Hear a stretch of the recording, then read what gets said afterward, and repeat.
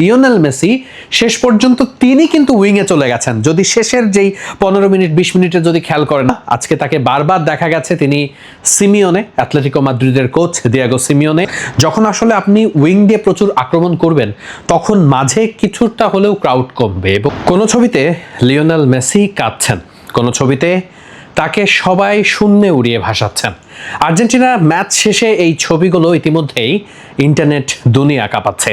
Argentina যেভাবে জিতেছে, অবিশ্বাস্য এই জয় নিয়ে এখন হয়তোবা ফাইনালের আগেই আর্জেন্টাইন সমর্থক যারা আছেন তারা ফাইনাল জেতার আনন্দে মশগুল হয়ে আছেন। কিন্তু আর্জেন্টিনার এই ম্যাচে আর্জেন্টিনাকে যদি সামনের ম্যাচগুলোতে ভালো করতে হয় তাহলে এই ম্যাচ থেকে বেশ কিছু অপ্রাপ্তির ব্যাপারগুলো নিয়েই গল্প করা খুব জরুরি। বিশেষ করে আর্জেন্টিনার ডাগ আউটে একজন ফুটবলার বসে আছেন যাকে নিয়ে স্কালোনিকে খুব বেশি গ্রাহ্য করতে দেখা যাচ্ছে বলে মনে হচ্ছে না, কিন্তু তার বাবা, আজকে তাকে বারবার দেখা গেছে তিনি সিমিওনে, অ্যাটলেটিকো মাদ্রিদের কোচ দিয়েগো সিমিওনে, তার সন্তান সিমিওনে কিন্তু আর্জেন্টিনা দলে আছেন।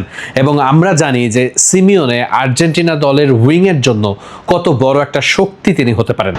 আমরা জানি যে ডি মারিয়া আর্জেন্টিনা দলে নেই, তাই ডি মারিয়া না থাকার কারণে আর্জেন্টিনা উইং বেস যে শক্তিশালী ছিল সেটা কিন্তু আমরা এই বিশ্বকাপে দেখতে পাচ্ছি না। তাই আর্জেন্টিনা খেলাটা মূলত সেন্ট্রাল বেস, অর্থাৎ দুই পাশ থেকে না খেলে আর্জেন্টিনা মাঝমাঠ দিয়েই আক্রমণ করছে এবং প্রতিপক্ষ এটা একটা বলতে পারেন যে আর্জেন্টিনাকে আক্রমণ ঠেকানোর জন্য তাদেরও একটা শক্তির জায়গাতে পরিণত হচ্ছে। তারা মাঝে ব্লক করছে কিন্তু দুই সাইড তারা ফাঁকা রাখছে, কারণ আর্জেন্টিনা দুই সাইড দিয়ে কোনো আক্রমণ করছে না এবং আর্জেন্টিনার দলে ডি মারিয়া না থাকার প্রভাব এটা পড়ছে। কিন্তু একজন ফুটবলার তো আছেন এবং তিনি কি করতে পারেন সেটা কিন্তু আমরা সেই বিশ্বকাপ কোয়ালিফায়ারের সেই ম্যাচেই দেখেছি ব্রাজিলের বিপক্ষে আর্জেন্টিনা যেই ম্যাচটা জিতেছিল সেই ম্যাচে কিন্তু তার দুর্দান্ত গোল ছিল এবং তিনি একের পর এক উইংয়ে অ্যাটাক করেছেন।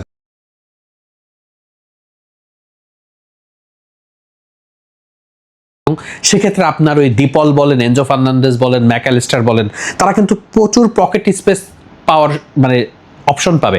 আজকে হয়েছে যেটা, যে লিওনেল মেসি শেষ পর্যন্ত তিনি কিন্তু উইংয়ে চলে গেছেন। যদি শেষের যেই 15 মিনিট 20 মিনিটে যদি খেয়াল করেন, হঠাৎ করে মনে হচ্ছিল যে লিওনেল মেসি একেবারেই তিনি খেলতে পারছিলেন না, সেই জায়গা থেকে তিনি হঠাৎ খুব ভালো খেলা শুরু করেন। ওই জায়গাটাতে মূলত লিওনেল মেসি ছিলেন একেবারে উইং পজিশনে। উইংয়ে যখন তিনি চলে যান তখন আসলে ওই যে ওরা তো তখন মাঝমাঠ রেখে উইংয়ে ব্লক দিতে পারে না এবং লিওনেল মেসি বারবার তখন উইং দিয়ে ঢোকার চেষ্টা করেছে। হ্যাঁ, মেসির গতি আগের মতো নেই, মেসি আগের মতো খুব ক্ষিপ্র গতিতে ডিফেন্ডারকে টপকে যেতে পারেন না, কিন্তু ওই যে প্রতিপক্ষ উইং যখন ফাঁকা রাখছে তখন বারবার আর্জেন্টিনার হয়ে লিওনেল মেসি উইং দিয়ে ঢোকার চেষ্টা করেছেন এবং শেষ 15 মিনিটে আর্জেন্টিনা অন্তত 7 থেকে 8 বার চান্স ক্রিয়েট করেছে শুধুমাত্র উইং থেকে। সো এই যে জায়গাগুলোতে গত ম্যাচেও আমরা দেখেছি যে সমস্যা ছিল, আজকের ম্যাচেও সেই একই ধরনের সমস্যা ছিল এবং সেই সমস্যার সমাধান মেসিকে নিজেই করতে হয়েছে। মেসি আজকে প্রথম 80 মিনিটে বলবো যে মেসি আসলে নিজের ছায়া হয়েছিলেন, একেবারেই তিনি ভালো করতে পারছিলেন না, পেনাল্টি মিস করেছেন, অনেকগুলো 1-to-1 পাসে মনে হচ্ছিল মেসিকে ঠিক খুঁজে পাওয়া যাচ্ছিল না। এমনকি মেসিকে আজকে সিঙ্গেল হ্যান্ডেলই ওদের বেশ কয়েকজন ডিফেন্ডার হ্যান্ডেল করতে পেরেছে, যেটা নর্মালি আমরা খুব একটা দেখি না। অর্থাৎ মেসিকে খুব সহজেই তারা ব্লক করতে পারছিল, কিন্তু একটা সময় আসলে মেসি ফিগার আউট করেছে যে না, তারা উইং দিয়ে যদি তিনি চেষ্টা করেন তাহলে হয়তো বা কিছু হতে পারে। ওই জায়গাটাতে মেসি স্পেস পাচ্ছিলেন, মেসি ক্রস তুলতে পারছিলেন, সেট পিস নিতে পেরেছেন, গোলে শট করতে পেরেছেন এবং সেটা দেখা গেছে যে লাস্ট 10 মিনিট ওই যে মেসি একটু স্পেস পেলে আসলে কি হতে পারে সেটাই হয়েছে।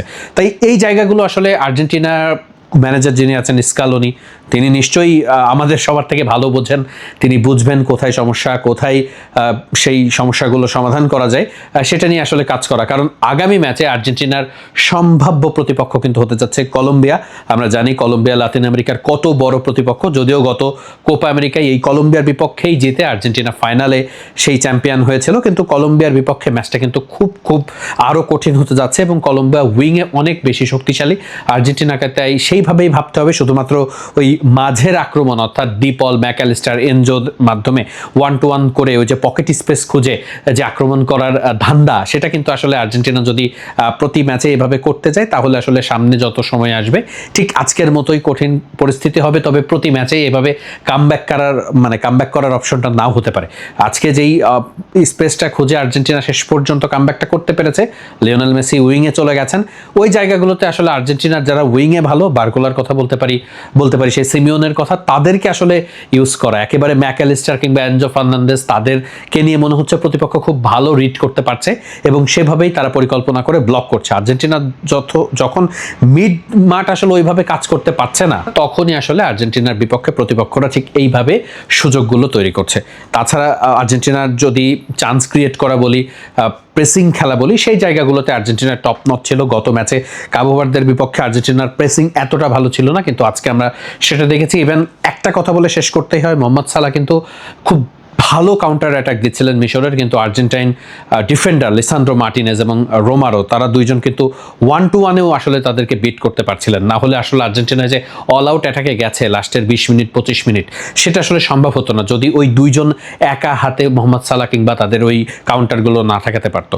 এটা আসলে আর্জেন্টিনার জন্য একটা পজিটিভ সাইড, যে এই দুইজনকে যে তারা ট্রাস্ট করছে এবং এই দুইজন সেই ট্রাস্টটা রাখতে পারছে, এবং এটা নিশ্চিত করেই ওই যে থাকে না ডিফেন্ডারদের একটা মেন্টাল স্যাটিসফ্যাকশন, সেটা যখন থাকবে তখন নিশ্চিত করেই আর্জেন্টিনা সামনের ম্যাচগুলোতে আলাদা কনফিডেন্স পাবে। আমার কাছে মনে হয়েছিল এটাই আজকের ম্যাচের আপাতত কি পয়েন্ট। আপনার কাছে কি মনে হয় সেগুলো কমেন্ট বক্সে জানাতে পারেন।